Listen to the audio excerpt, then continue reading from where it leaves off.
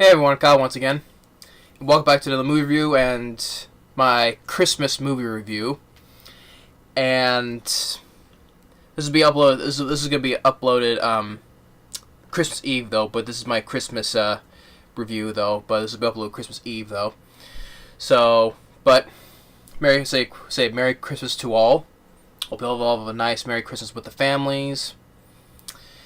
And now, for the Christmas movie review for this year is I don't think I did one last year, but I can't remember. But Disney Christmas one, and it's a sequel. Well, technically a mid-will. How are those? It's one of those Disney films that it's set in between the middle of the movie, like Fox and the Hound 2 and Tarzan 2, it's set in the middle, like that. But this one here, it takes place in the middle of the film, and that is of Beauty and the Beast, the Enchanted Christmas. So this takes place in the middle of the first of Beauty and the Beast. So how they describe it takes place like how when Belle saved the Beast from the wolves. So, and how it takes place between that and before they dance before they have the dance in the grand hall when they sing Beauty and the Beast before that. So it's in between then. But The Enchanted Christmas, it's released direct-to-video in 1997, and met with negative reviews. It has a 6.1 on IMDb, has a 13% Rotten Tomatoes, which 13% I completely disagree with. I give it much higher though, but it's like the start of the string of direct-to-video Disney sequels like Mulan 2, Tarzan 2, Bambi 2, Fox and the Hound 2. Like 101 Dalmatians, what was it, the puppy I reviewed that, Patch's Adventure, or Lady and the Tramp 2, or the Cinderella 2 and 3 sequels, like those. So you get what thing, so. And I reviewed Mulan 2, though, but I said before, Mulan 2, I don't think it's not as bad as a 0% Rotten Tomatoes. I don't think that sequel was not as bad though, but I do have some gripes with it. But overall, I did like it, but I don't hate it. I don't think it's worth that 0% to me though.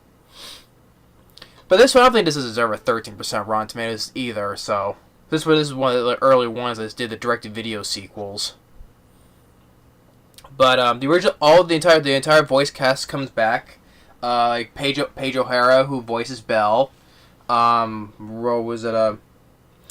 Benson as Beast, and same with Jerry as Lumiere, David Orton Steers as Cogsworth, Angela Lansbury as Mrs. Potts, and this time as voice of Chip, it's Haley Joel Osment. Haley Joel Osment voices Chip as well, and it gets me introduced more of new characters, like the one who's like the angel ornament named Angelique, voiced by Bernadette Peters. You got this little flute. I think it's a small flute called a piccolo. Fife, voiced by Paul Reubens, Pee Wee Herman himself as Fife. So it was cool to see Pee Wee Herman have a voice role in this. He did a good job in this film, but mainly for me, like the highlight, one of my highlights of the film, you have this another new character, our villain, this huge organ player, named Forte, voiced by Tim Curry. I enjoy Tim Curry. I talk about Tim Curry a lot in these reviews, and he does. I think he did a really good job as Forte, as this evil organ. For his thing, because how our characters like Lumiere, Cogsworth, Mrs. Potts, they all wish to become humans, to break the spell, But Forte, he doesn't want that. He thinks that humanity is overrated, so he likes being the way he is. And he's like played like for the story. He's played like for a long time. He's played music for the Beast, thinking that he's been the only one there for him. Made him playing like sad and depressing songs to go with the Beast, with his depression. And he hates Belle. He does not want these two to get together, so the spell does not break. And so Tim Curry, I think he did a really good job as Forte. I enjoy him as an actor, and he did a good job. Especially, he's with such his iconic voice and all. And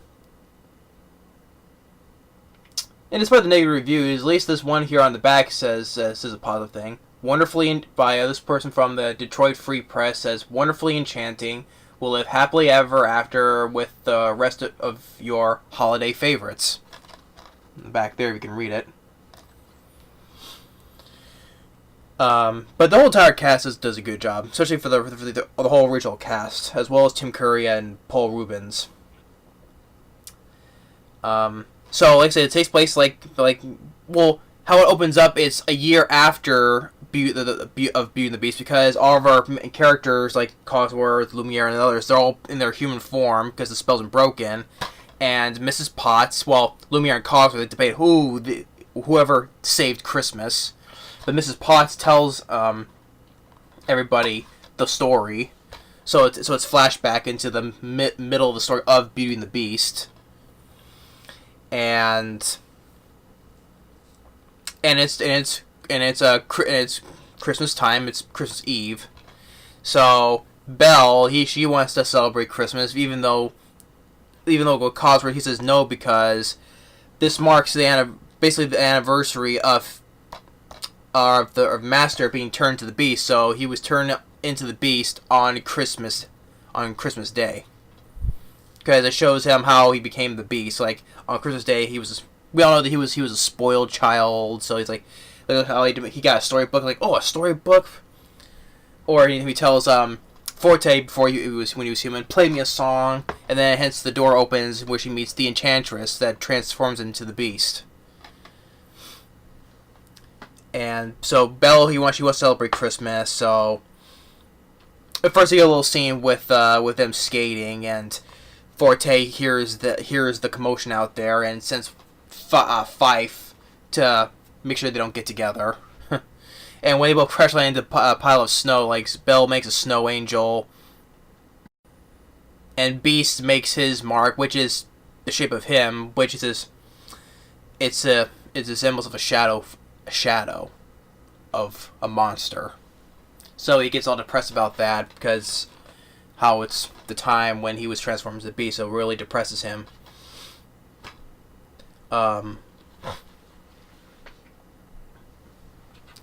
But Belle is going to make preparations to make Christmas good, and like she goes to the boiler room to get a log, because I think she said, no, I didn't think she said, she said it.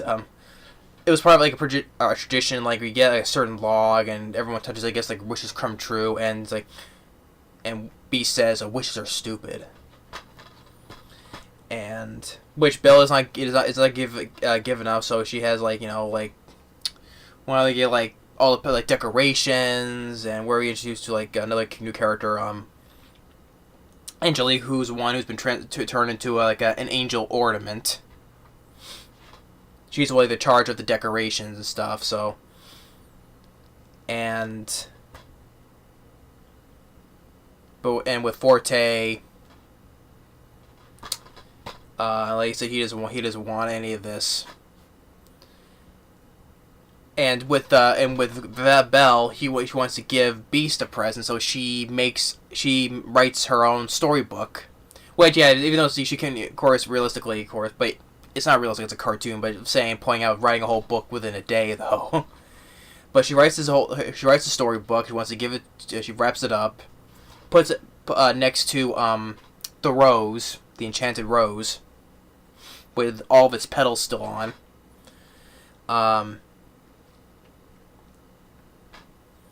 And Beast, when when he finds about the present that it's from Belle, he wants to give something to her, so makes Forte play happy music, and Belle hears it outside. She goes in and she meets Fife and Forte, and then she wants to get a tree. They go around the grounds, and Chip is nitpicking about each tree it's not the right one. But Forte tells him there's one nice one outside in the forest. But Belle, she said that she can't do that because she cannot leave the castle because of the promise made. But Forte persuades, and she goes out there.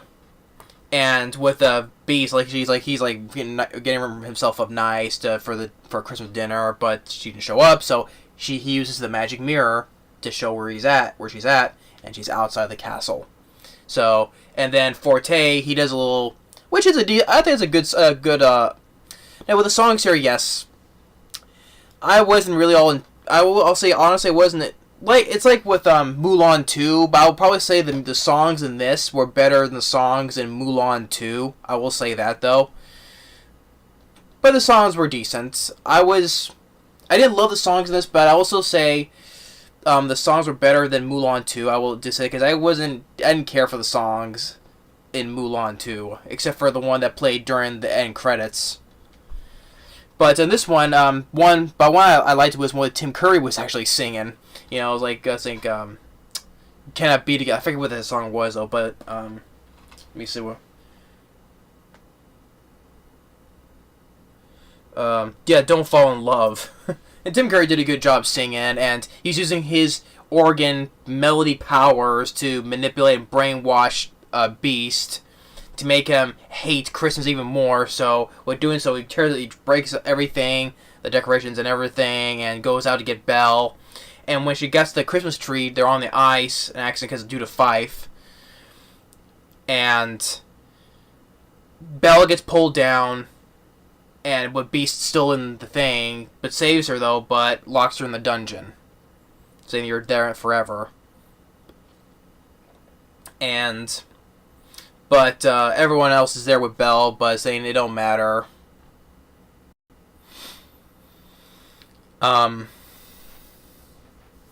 But when Beast, he opens Belle's present, and it's a storybook, and Tim Curry is telling him no, and he says, "Quiet, I want to read it."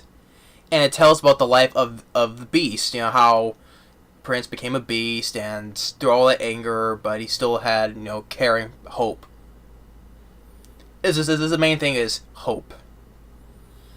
And he leaves, and he goes back to the dungeon and says, "Will you forgive me?"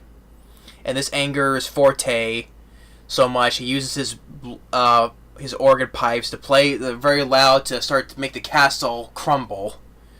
Like the dungeon, it splits apart, Beast separated from Belle, and Tim Curry is like, how can, what was it, what he said, it's like something like if they're dead or something like that. It's just how what Tim Curry delivered it was just it was fun to hear, because Tim Curry I know he's done a lot of voice work on films and television stuff as well, but he has such a good, does a good job in voicing in television voice roles and stuff. So, but as well as films, but he did a really good job as Forte, and this is like how he says things. And Beast gets there, and Belle manages to get there as well. Although, if you really wanted to try to stop and make him dead, you could have made make the entire castle crumble together, because he has the power to do it, and he uses his melody stuff he used on Beast before to overpower him, but he doesn't really do that full-heartedly, because it allows Beast to to pick up the keyboard and slam it down and break it. So he had every opportunity to stop Beast, but he didn't use his powers full-heartedly. But he lifts the keyboard, smashes it, and then Forte, he breaks, because he was bolted to the wall. He breaks it, and then he falls over and lands face down and breaks. So now that he's gone, everyone they have a nice Merry Christmas in the ballroom where they wear the same outfits they wore in the first one. You know, Beast wearing his outfit and Belle wearing her yellow dress. And then fast forward to the present where Belle and Beast, Prince now because he's human now, okay, because it's a year later, and now we see Fife in his human form. He's now the new conductor.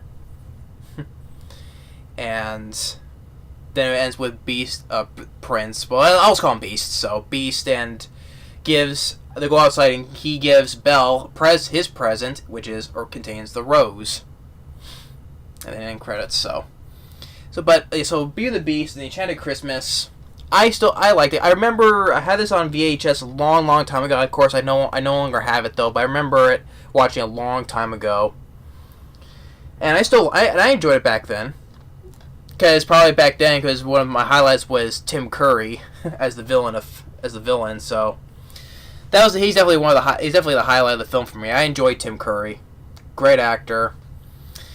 He was definitely a highlight of the film. But Paige O'Hara and Robby Benson do a good job together as Belle and Beast, as well as our original cast members of Lou Lumiere, Cosworth, Mrs. Potts, even Haley Joel Osment as Chip. Paul Reubens as Fife. So there's not much to say, but I enjoy Beauty and the Beast and Enchanted Christmas. I think it's one of the better direct-to-video ones.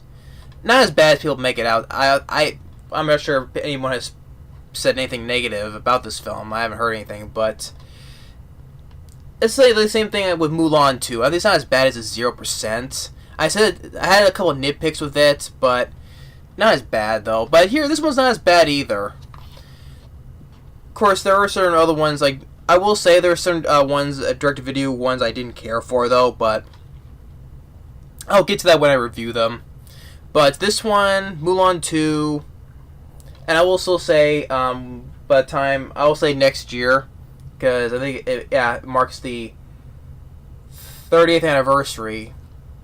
30th anniversary. By next year, I will review The Little Mermaid, and then I'll do the review the direct-to-video sequel, Return to the Sea. That's one of my favorite of the direct-to-video Disney sequels. With this, I will say I like Little Mermaid 2 better than Mulan 2. I will say, and probably I think I like it better than this one too, though. But I will get to that when I review it. Although I don't care, I think I didn't care for the third one, Ariel's beginning. I just preferred the first one and the second one. I think I didn't care for Ariel's beginning, the third one. So, but I'll get to that when I review those next year, because next year will mark the 30th anniversary of The Little Mermaid. So I'll get to that next year. So we'll look for you. So I'm sure you look forward to seeing those. So that's a little insight right there. But I get to this one, Beauty and the Beast and Enchanted Christmas. I also say it's worth it. It's worth to watch, especially for around Christmas though. But I would say it's a decent sequel. Well, mid-will as they call it, if it's set in between the middle of the first movie. But yeah, I think I do like this better than Mulan 2, just for this, like I said, for the reasons I said.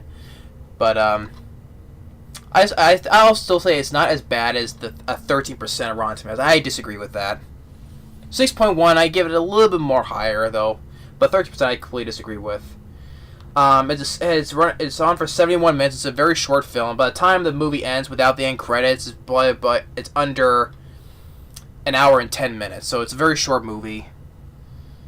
But like I said, the songs were decent. I think they're better than Mulan 2. But Tim Curry's song is the best part. Don't Fall in Love. And once again, he did a really good job. The same with the rest of the cast. But yeah, that's about my Christmas review of Beauty and the Beast, The Enchanted Christmas. Thanks for watching. And once again, I will say, Merry Christmas to everybody. Hope you have a nice one. with the family and everything. So Merry Christmas once again. Thanks for watching, and stay tuned on the next movie review. I think this will be it. I think I may get one more review before I might do the yearly end for this year. I think I might have. But thanks for watching, and stay tuned. And once again, Merry Christmas.